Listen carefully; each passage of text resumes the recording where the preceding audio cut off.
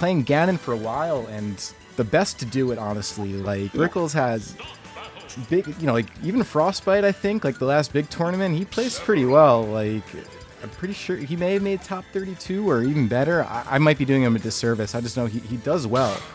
Yeah. This is loser side right now, but this ought to be a good time, man. If you guys haven't seen Rickles play, you're in for it. Yeah, Rickles losing to Sola, the hero main, who's also been making a lot of moves very quietly. You know, one of the more I want to say he's like a gatekeeper. You know, he's right there. He can compete with the big boys. It's just hasn't had that solid tournament yet where we can say, wow, he is a force to be reckoned with. But even just getting a win off of a player like Rickles, like you mentioned, one of the best Ganons to do it, and just overall just a solid player with solid results. You know, that's a good way to start. But here we are.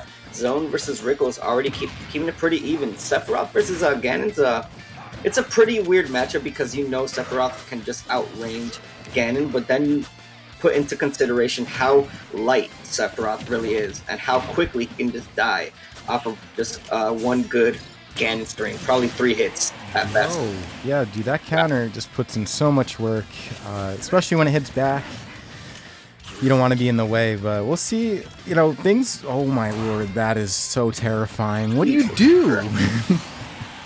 You just gotta pray you get the parry, or you just go for a different option. You can't escape Ganon every time, and now Rickles just gonna take full momentum into it, already 34, and then some right off the back. And Rickles showing no signs of stopping, catching him everywhere he goes with these tech chases. Yeah, before I got on that whole what do you do thing, it's just like, this is the thing about Ganon. Things could change in a moment's notice, because Zoan kind of, went out so deep for that and was able to recover right after it. That's what happens when you're like, dude, Rickles has like been through the trenches with this character. Probably every situation you could imagine. I think had a little bit of a rough outing at Xena. Oh my god. Whew. I think had a little bit of a rough outing at Xeno, mostly because you have so many character specialists there. But when you get some of this mainline characters, like the ones you would think are bad for Ganon, be it like Palutena, Wolf, like that's where Rickles thrives. And I have a feeling that Sephiroth might be among those ranks because the character is getting a lot more popular. Yeah, a lot of character. Wow, that up tilt just gonna get the stock on Ganon. A good catch right there, but you know, a lot of people just kind of don't feel. I feel like a lot of people really don't respect how good of a character Ganon can be in the right hands. People just say, oh, he's a low tier, you know, bad recovery, just get him off stage and you win. But a lot of people don't realize getting neutral off of a character that just kills you with ease. You know, it's not. Oh my god! Oh. You just have to. You know what it is, dude. You just have to be a really good decision maker, right? And I think when you're a veteran player like Rickles, and you kind of have situations like right there, that was just sort of a hard read, knowing that what Zoan was going to do, and then letting it rip and predicting, and it turned out.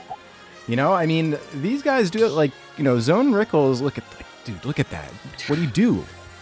Anyways, so. Yeah, couldn't roll in, couldn't roll out, but yeah, so like when you get in these situations, I don't know, Rickles just seems that like even this, right? Expending his second jump way down there, knowing that he's going to be able to recover again, like just kind of crazy, dude. Yeah. Sometimes you got to take risks with a character, and with a character like Ganon who, you know, it's high risk, high reward situation, so it's better to go for it and just pray it works. I mean, Rickles, like you mentioned, he's a specialist with this character, so a lot of the things that you see him go for, he's probably already just practiced so much. He already plays the mind games really well on the opponent, so that just adds on to how good of a player Rickles can be and just is with this character. And now, what Zoan has to do differently as he gets the edge guard, yes, that's almost guaranteed if you just time it right, and that was good timing right there from Zoan. Yeah, but still, he's going to be put in a bad deficit. You don't want to be cornered against Ganon. You never want to give him stage control. Yeah, that's true. I mean, you want to be out of the range of stuff like that, but it is pretty hard. That sword has so much range pretty much at all angles, but, you know, so does Sephiroth's, and it does look like Zoan is figuring out a little bit of something here. We'll see if he's able to maintain the lead he did have, but in the meanwhile, this is one of those situations you just... You know, you're more scared of Ganon than he is of you, despite the fact that most characters can sort of dismantle Ganon. But again, when you have a really good Ganon on the screen, you gotta, poke him right in the back. Zoan's not gonna drop that. If there's one, okay, might drop that though. Yeah, if there's one thing you have to do against Ganon is you have to show no fear. If you have the opportunity to get the kill, just go for it. If you have an opportunity to get a good combo going, just go for it. There's really not that much to risk against a character like Ganon, but if you're just putting yourself at high risk situations, if you're gonna put yourself at the corner like that with a Warlock punch almost connected, look at him just like laughing it off, dude. He's feeling it at least right now in this set. I know he's in losers right now, but you know, if I get to see Rickles turn up a little bit, I'm gonna be kind of hyped. And landing that again, dude. Zoan has really good timing on that. Wow, really good coverage. Holy cow. Well played. That was, yeah, like really good coverage. There was not really much Rickles can do except try to get off of the ledge because he did lose that invincibility, and Zoan just choosing the right option, finally paying off. And that's what I said, you know, just go put a little bit of risk into your plays. If you have to go off stage just to catch Ganon, go for it. Don't put yourself in a predicament where you're just going to be cornered and you know you're just going to have to just pray that you don't get hit by a strong F-tilt, maybe smash attack from Ganon and kill you probably around 50 because Sephiroth is just that light to die at that percent. Yeah, man, and I'm sitting, you know, we've been sitting here gushing about Rickles mostly because we don't get to see him very often, so I'm mostly excited about that. But, you know, Zoan is a really, like, he's a veteran player, too. Also very good in this game. You know, was formerly, when he was not working full-time, you know, was formerly PR'd for several seasons back in Smash 4 and competitive even in the beginning of Ultimate as he was starting to play less. So this isn't like, we're, you know, an average player that we're really talking about either. So coverage like that and nice setups. Okay, is going to make it back safe. You know, that's all par for the course with Zoan.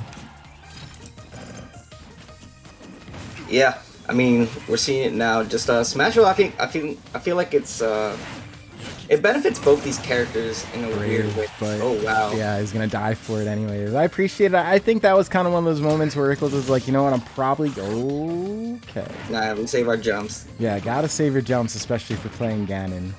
But in any case, it looks like Zoan's figured out something. We've seen what the Ganon Vortex could look like, but right now, Zoan has a really good handle on things.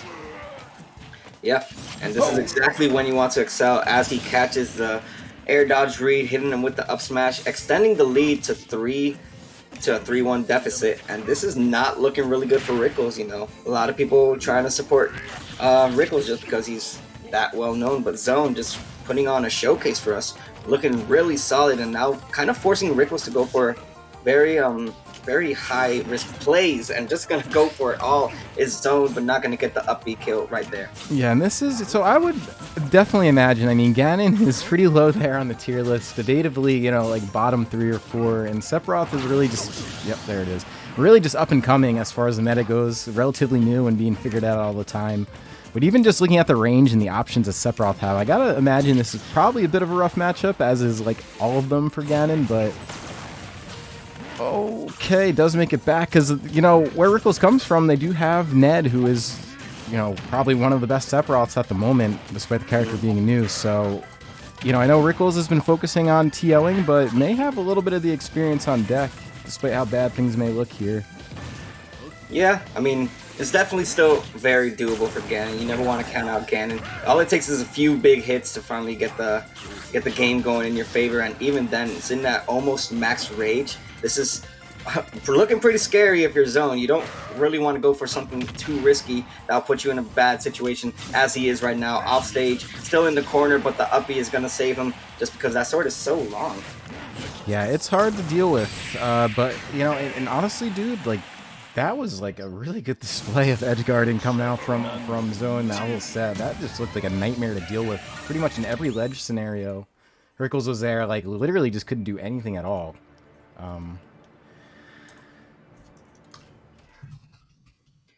Yeah, man, that's really good playing from Zoan. Just, you know, that game one looked to be a little bit going in favor of Rickles, but it seemed like, you know, Zoan just reminded himself it's still Ganon. It's very doable for Sephiroth. Just keep outspacing him. Exactly what he did. Those edge guards as well, using that neutral B to just get Rickles off his game. You know, it worked out and it paid off. Zoan is in top 5 now, which says a lot. You know, I mean, I know he's a solid player, so